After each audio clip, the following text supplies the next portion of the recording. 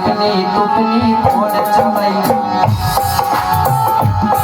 अरे अपनी तुपनी कौन चलाई, गुरु की लुंगी लगाएगा, गुरु की लुंगी लगाएगा, गुरु की लुंगी लगाएगा।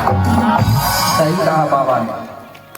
धोती धुतिया छोड़ सगाजल साड़ी पैंट अपनाएंगे और अपनी दुपनी कौन चलाई, बड़े बड़े महात्मा गुरु भी लुंगी लगाएंगे और फिर वचन करेंगे, तो समझ जाना कलयुग चल रहा है। गौड़ी धर्म के जो लोग हैं वो कभी महात्मा नहीं बनते, संत नहीं बनते, कभी लुंगी नहीं लगाते, लेकिन आज मैं देख रहा हूँ कई बहुत लोग साधु संत बन के लुंगी बना लगा के घूम रहे हैं और कई लुंगी लगा के प्रवचन कर रहे हैं। तो ऐसा अगर होने लगे, लुंगी लगा के अगर गुरु प्रवचन करने लगे, तो समझ जाना वही कलयुग चल रहा है। तो देखा है ना, आज भी कई लोग लुंगी लगा के करने लगे, कर रहे क्या। तीसरी नंबर की बात और बड़ी खराब है, खराब नहीं है, बहुत अच्छी है। पत्नी को घरवाली बोलते हैं, कुछ क्षेत्र बोलते हैं ना। घरवाली का मतलब होता है पत्नी, मतलब घर को संभालने वाली। उसके बारे में तुम बताया बाबा ने क्या, घरवाली जब पैसा मांगे, किससे मांगेगी भाई वो, किससे मांगेगी, पति से मांगेगी ना। जैसे बाजार रहेगी तो पति दे 100 रुपया देना, तो पति क्या करता है, घरवाली जब पैसा मांगे तो नैया नैया करते हैं, अरे नाचन को कहीं रंडी आए तो बिगर बनाए देते हैं।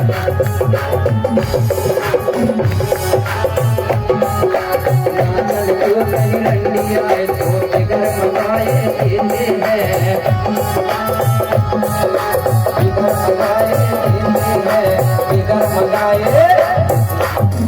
बात सही है। अब आपके इधर होता है, कई जगह देखा होगा, अगर पत्नी पैसा मांगेगी ना, 100 रुपया देना पति दे या 500 देना, तो पति नहीं है कह देगा। बहुत बिरले होंगे जो देगा खुशी से पत्नी को। और कहीं कहीं दूसरी जगह गया ना, कहीं दूसरी पराई अगर कोई महिला मिल गई ना, अगर वो 100 रुपया कहेगी तो महंगाई का जमाना है, 100 में क्या होगा, 500 लेना, दूसरे के लाने ज्यादा, खुद की पत्नी के लिए कम। यही कलयुग है ना, है कि नहीं, यही कलयुग है ना, है ना। बात सही मात्र सकती है, तुम्हारे लिए पैसा नहीं निकलेगा, पढ़ाई के लिए 500, तो ये कलयुग है। और दूसरी बात, अगर कोई हमारे भूमिका है, गुरु है, उनके लिए 10 रुपया भी नहीं निकलेंगे अच्छे जगह के लिए, ठीक है ना। खाली हाथ पैर भी पढ़ लेंगे, जोहर भी कर लेंगे, और दूसरी जगह मांगे भी नहीं तो आसपास मंचों में खड़े रहेंगे, फिर नाचने वाली रहे। कोई कहता दारू पी के इधर से दे रहा, कोई क्या इधर से दे रहा है। जहां देने की वहां नहीं देंगे, फालतू जगह में देंगे, समझ जाओ वही कलयुग चल रहा है ना। तो मेरे भाई, जब तक हम पराये चक्कर में भटकेंगे तब तक गोंडवाना राज नहीं आ सकता। हमको अपनी भाषा अच्छी लगना चाहिए, अपनी पत्नी अच्छी लगना चाहिए, हमारे धर्म गुरु अच्छे लगना चाहिए, हमारा समाज, हमारा देश अच्छा लगना चाहिए, तब सत्य होगा, है ना बात।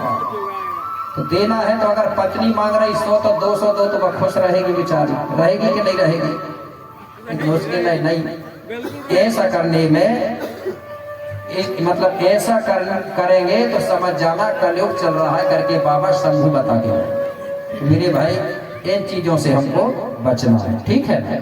बुरा तो नहीं लगा किसी को, क्योंकि बात तो सही है, और जो बात सही रहती है ना वो कड़वी लगती है। मैंने बताया ना, जो बात सत्य होती है वो कड़वी लगती है। और अगर कोई बीमार है तो समझ जाओ उसको टेबलेट देंगे तभी बीमारी ठीक होगी, तो टेबलेट कैसी लगती है, कड़वी लगेगी कि नहीं लगेगी। और कहीं हिम्मत करके वो कड़वी टेबलेट खा लिए तो बीमारी ठीक हो जाएगी। तो ये समझ जाओ हमारी समाज बीमार है, उसको टेबलेट दिया जा रहा है, इंजेक्शन लगाया जा रहा है कहीं ठीक हो जाए बीमारी से।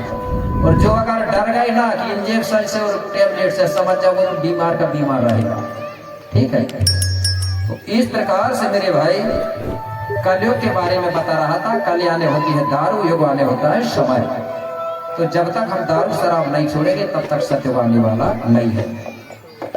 तो गोपाल बाबा ने 33 करोड़ बच्चों को क्या बताया, मंत्र बताया, जय शिवा जय बड़देव जय गोले। इसको बोलने से बोले पूरी प्रकृति का सुमरन हो जाता है, तो तुम बोले प्रकृति की सेवा करना और सुमरन करना, जिससे समस्त जीव प्राणियों का भला होगा। अन्न पैदा करोगे तुम भी खाओगे, दुनिया में रहने वाले सब लोग खाएंगे। तालाब बनाओगे, कुआं बनाओगे, उसका पानी पशु पक्षी भी पिएंगे, तुम भी पियोगे, सभी लोग पियोगे। पेड़ पौधा लगाओगे तो लगाने वाले को भी ऑक्सीजन मिलेगा और दूसरे लोगों को भी ऑक्सीजन मिलेगा, तो सबका फायदा होता है प्रकृति की रक्षा में।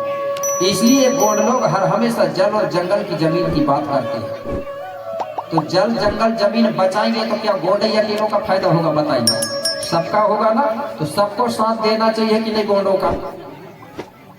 नहीं, वो तो कहते हैं गौड़ों का अकेला ठेका है। ये बच्चे है ना बहुत उधम कर रहा है, उसको कोई देखो ना, चुपचाप बिठा लो उनको। क्या है, उनकी आवाज यहाँ तक आ रही है।